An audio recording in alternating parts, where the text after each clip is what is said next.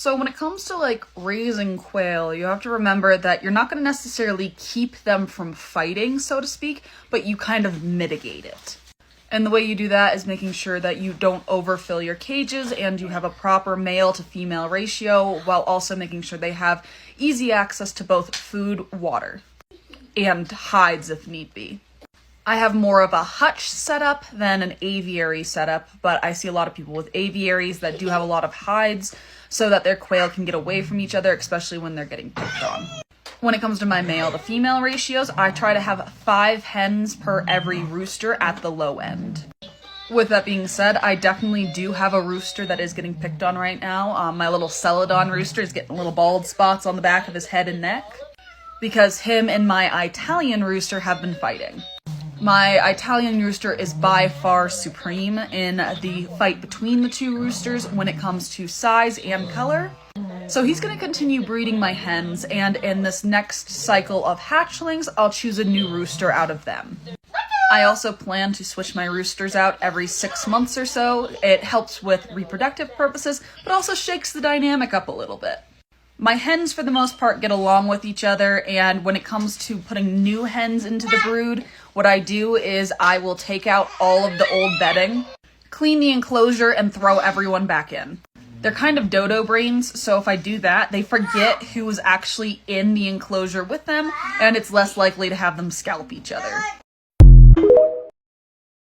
So I want to have an open conversation, and I'm honestly curious about something. I have a lot of people who they are completely against me, myself, raising meat rabbits, which I never fully understood. Because for the most part, if somebody does something I don't agree with, I just let them be.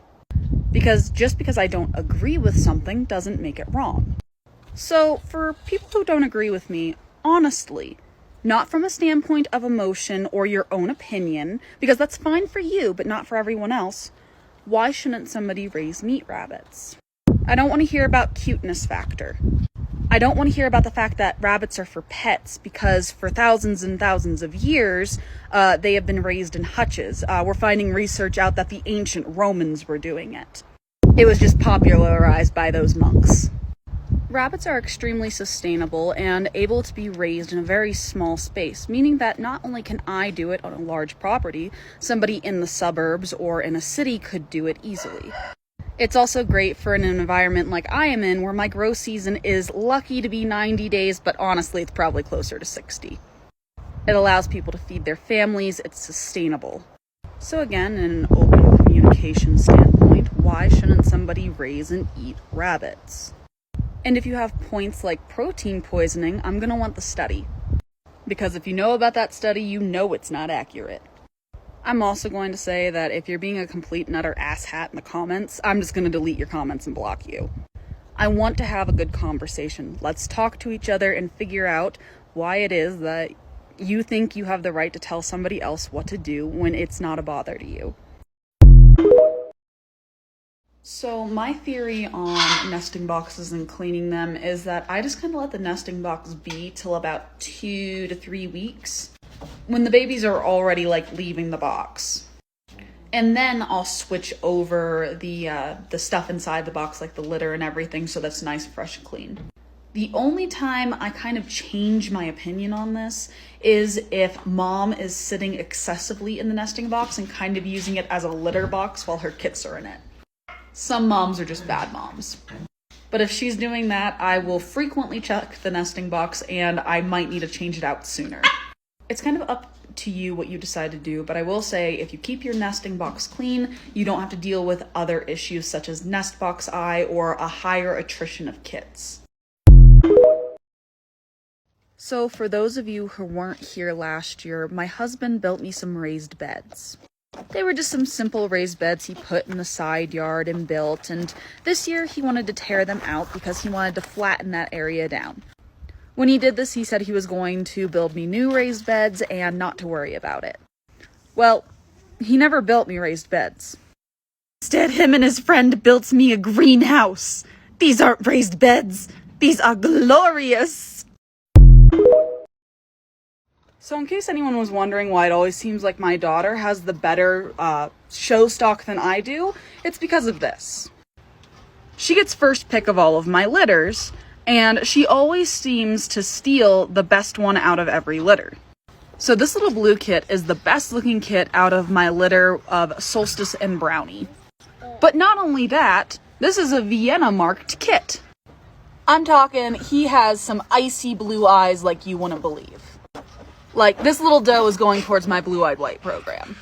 So I guess Sydney is also going to be contributing to our Boo program instead of her Broken Black program. But look at the eyes on this one. I am super excited to test her out to our other Vienna marked Vienna carrying lines for a Boo.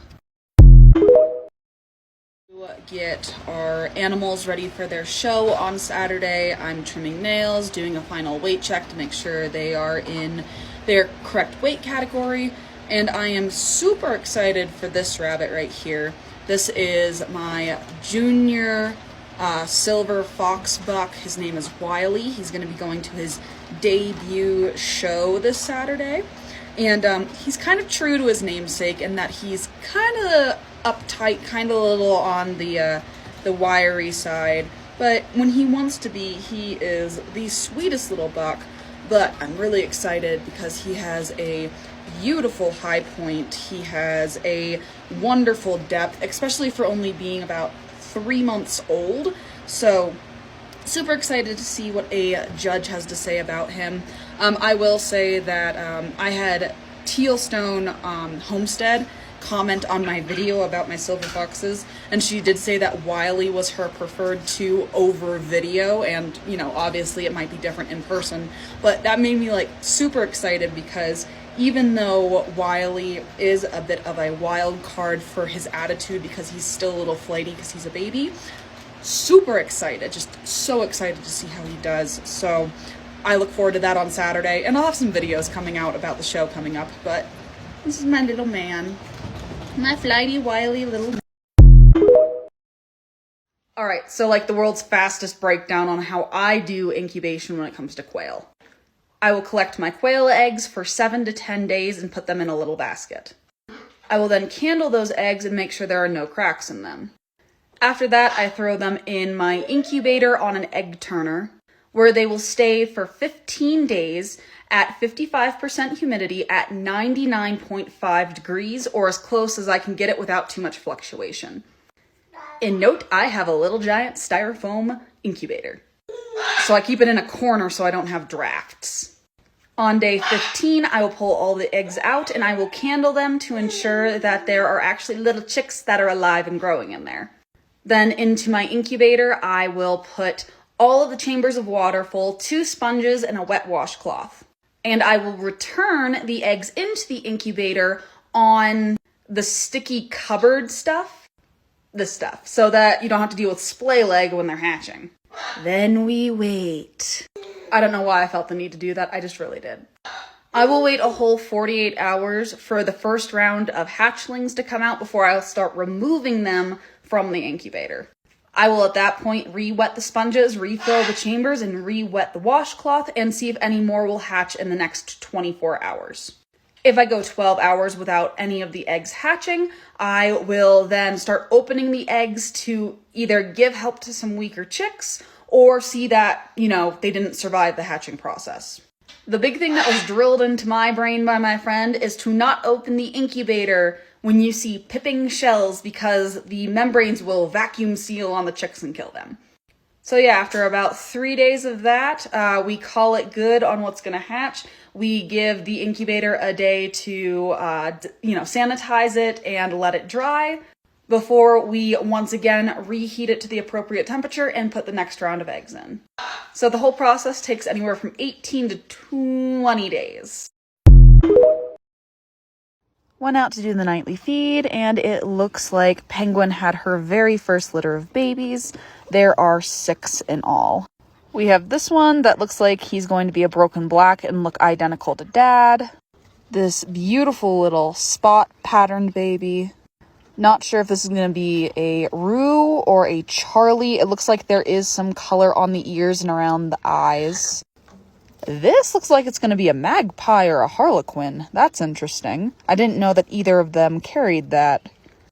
I mean, it could just be a poorly colored broken, but the stripe pattern seems to be pretty interesting. I'll be interested to see what this one turns out to be. Another light colored baby. And it looks like this is going to be a little Vienna marked baby or a booted baby. I'll be interested to see, because if it's a Vienna marked baby, I would love to have a better type for our boo program. I just found another kit. Maybe it's 7. Let me check again. So yeah, there was 7. We just had one hiding in a weird spot in the hay. But this is just a rough guesstimate of what these colors are going to be, because it's just a fun little game I like to play. So 7 healthy babies for a first-time mom, and I'm super excited to see how she does. We are an hour away from our show destination. Had to stop for a potty break. Mr. Strawberry is chillin', along with our other 3 boys. So that's where I've been all day, but to answer your question, I'll just give you a quick idea. This is a roo, also known as a red-eyed white, so it's spelled R-E-W instead of R-O-O. I know TikTok's captions are like against me at times, but they are like true albino rabbits, you know, no pigmentation anywhere. And then you have your Charlies, which they do have pigmentation in their fur and skin. It's just what you normally see with them is a little bit of color on the eyes and very little to no color on their back. Now, there is a thing such as true Charlies and false Charlies, but we'd have to get into it. So there's a few school of thoughts when it comes to hateful emails. For some people, completely ignoring them is the way to go, as it's best for their mental health. You can do what I do, which is try to educate the people who don't really understand what you're doing and just respond to you through hate. Or if you want, you can just clown on them. What you choose to do is going to equate to the image that you hand out to people. But when it comes to that kind of thing, to be honest, I'm not bothered very much. I was in the Army for 6 years and I grew a pretty thick skin. So I'll continue through my education portion side of it. Although I do have a few people that I like to poke fun at, and they poke fun at me.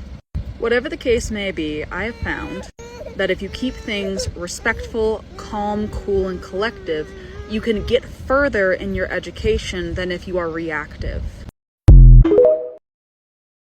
Hi, you must be new here. My name is Maddie. I am an agricultural educator, specializing in meat rabbits. And when we're talking about solid bottom cages compared to wire bottom cages, we're talking about probabilities. The probability of issues arising in inappropriate cage circumstances are high when somebody doesn't know what they're doing and are following recommendations not from agricultural sources, but from pet sources such as the House Rabbit Society. Properly gauged wire bottoms are better for rabbits' feet. It allows fecal matter and urine to pass through the grating and not wet the bottoms of the feet. It allows for proper aeration and less friction on the bottom of said feet. And when we see sore hock problems in properly gauged wire, normally it's a genetic issue and not the wire itself, meaning the animal should be culled anyways, because they don't have appropriate feet coverings on the bottom of their feet. Remember, rabbits do not have paws such as dogs and cats. They have almost like a fur slipper over their foot. But if you compare that to a solid bottom cage, it causes a whole lot more problems. Rabbits are more likely to get hutchburn and sore hocks because their feet don't have the chance to air out and dry. And you can argue with me that, oh, I change the bedding daily, and that's fine if you want to do that. It's your rabbits, do what you want, but they're still more likely to have a myriad of issues from those solid bottom cages. I would show you every single bottom feet of all of my rabbits in my rabbitry, but I'm going to a show today, and I'm at a hotel right now. So it's not weird. It's standard practice when it comes to raising rabbits in a rabbitry for meat or show. Sanitation and healthy rabbits are our main priority. But hey, do with your rabbits what you wish. So we're about halfway through the show day. Strawberry got disqualified for being 2 ounces overweight. So he's done for like the rest of the day. which is fine, kind of expected it. He was right on the line when we weighed him, but the judge said that he has amazing density and type and that he definitely should be continued to be used as a breeder, which we plan on. The fun one though is Mr. Wiley here won his very first best of breed as a junior. Super excited and proud of him. But as for your Flemish question, I'm not really sure. We had a pet Flemish. We kept him on a solid bottom, but that's because he was inside the house. But I'll tag a couple of my friends in the comments here and see what they have to say about it. Show update for you. So we had Moose win best of breed for the Champagne des Argents. We had Eduardo win best of breeds for Silver Fox in Show B. And then we had Wiley win best of breed for Silver Fox in Show A. So all we have left is Show C.